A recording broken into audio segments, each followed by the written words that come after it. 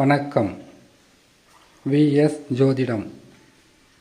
இந்த ஜோதிட சேனலில் மகர ராசி பங்குனி மாத ராசி பலன்கள் 2026 மகர ராசிக்காரர்களுக்கு பங்குனி மாதத்தில் கிரகங்கள் மாற்றங்களால் எத்தகையான நற்பலன்கள் கிடைக்கப் போகிறது, என்னென்ன நன்மைகளை கிரகங்கள் செய்யும் என்பதை சிறு விளக்கமாக பார்ப்பது தான் இந்த பதிவு. மகர ராசி 7.5 சனியிலிருந்து விடுபட்டும் சில கஷ்ட நஷ்டங்களை சந்தித்து கொண்டு இருந்தால், பொருளாதாரத்தில் பெரிதளவு வெற்றி பெறாமல் சூழ்நிலையாக இருந்தால், குடும்பத்திலும் சரி உறவுகள் இடையும் சரி செய்கின்ற தொழிலிலும் சரி மனம் வெறுக்கின்ற அளவிற்கு சில நேரங்களில் பாதக பலன்களாக நடந்து கொண்டிருந்தால் இதற்கு காரணம் குரு பகவான். அடுத்தது ராகு கேது. மகர ராசிக்காரர்கள் ஒரு கேள்வி கேட்கலாம். 7.5 சனி நடக்கிற வரைக்கும் 7.5 சனியால் கஷ்டம் வரும், 7.5 சனியால் கஷ்டம் வரும், துன்பம் வரும், இழப்பு வரும்னு சொல்லிக்கிட்டு இருந்தாங்க ஜோதிடருங்க. 7.5 சனி தான் போயாச்சு இல்லை, இனிமேல் நன்மைகள் தானே நடக்கணும், ஏன் இவ்வளவு கஷ்டமாக இருக்குன்ற கேள்வி கட்டாயமாக மகர ராசிக்காரங்கிட்ட இருக்கும். 7.5 சனியாக இருக்கும்போது சனி பகவான் உங்களுக்கு கெடுதல்களை செய்யலை. அவர் தந்தது உங்களுக்கு அனுபவ பாடம்.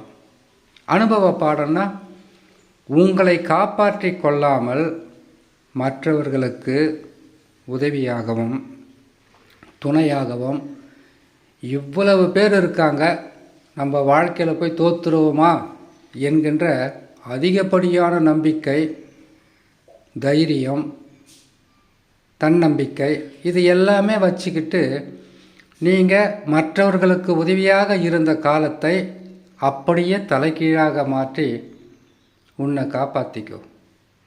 உன் உடல் நலத்தை சரியாக கவனி. நீ கஷ்டப்படும் போது உன் குடும்பம் தான் கஷ்டப்படும். ஒரு சிலருக்கு குடும்பம் தான் உங்களை கஷ்டப்படுத்தியிருக்கும். இப்படியெல்லாம் பல வகையிலும் உங்களுக்கு அனுபவ பாடத்தை நடத்தி உங்களை மிகப்பெரிய ஒரு யுத்தத்துக்கு தயாராக உருவாக்கி இருப்பார். அப்போ பொருள் இழப்பு, பண இழப்பு, உறவு சிக்கல், உறவு இழப்புகளெல்லாம் ஏற்பட்டது சனி பகவான் செய்யலையா?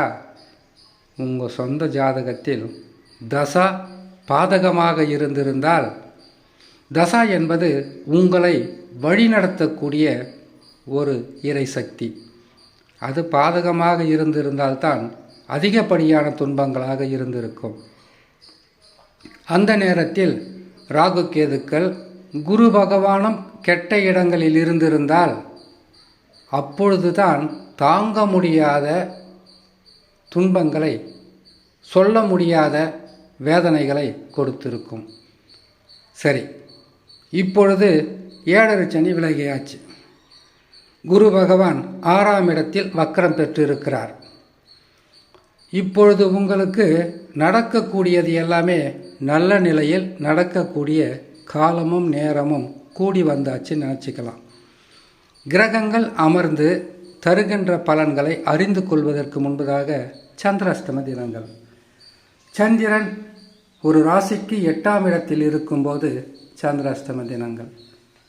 இந்த சந்திராஷ்டம தினங்களில் புதிதாக எதையும் செய்து விடாமல் பொறுமையாகவும் நிதானமாகவும், பொறுமை நிதானம்னா என்ன, வண்டி வாகனத்தில் மெல்லமாக போங்க.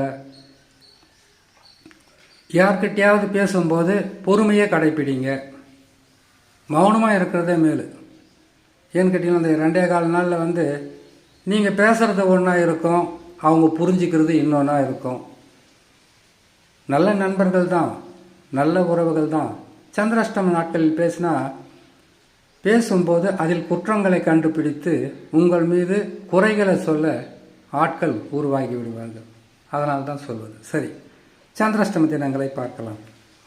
29/3/2026 பங்குனி மாதம் 15ஆம் தேதி ஞாயிற்றுக்கிழமை பகல் 3:49 சிம்ம ராசியில் சந்திர பகவான் சஞ்சாரம் செய்யும் போது சந்திராஷ்டம தினங்கள் ஆரம்பமாகும்.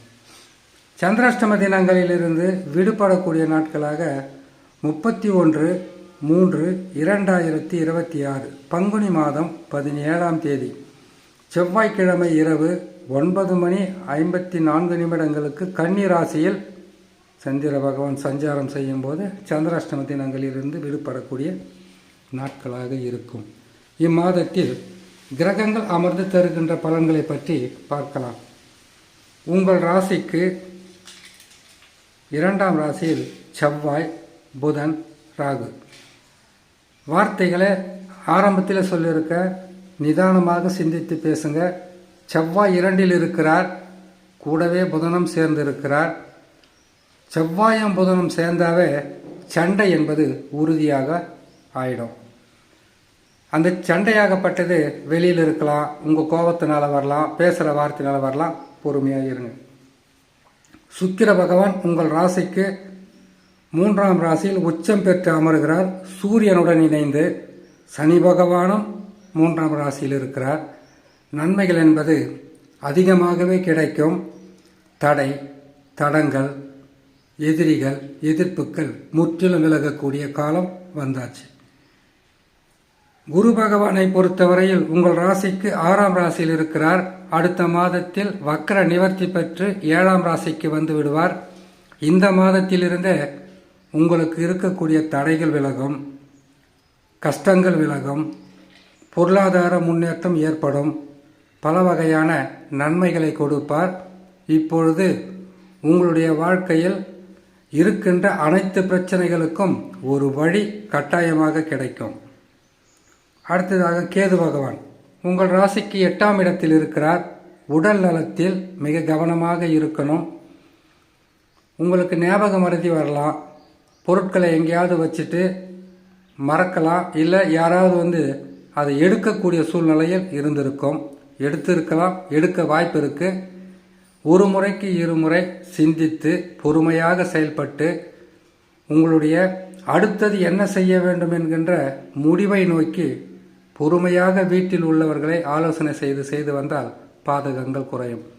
தடைகள் அதிகமாக இருந்தால் வணங்க வேண்டிய தெய்வம் ராகு பகவான், கேது பகவான். நவகிரகத்தில் இருக்கக்கூடிய ராகு கேதுவை ராகு காலத்தில் வணங்கி வருவதும் யமகண்டத்தில் வணங்கி வருவதும் தடைகள் விலகும், நற்பலன்கள் அதிகரிக்கும், சுபத்தன்மை அதிகமாகவே பெறலாம் என்று சொல்லி இன்னொரு நல்ல பதிவில் உங்களை நான் சந்திக்கிறேன். நன்றி, வணக்கம்.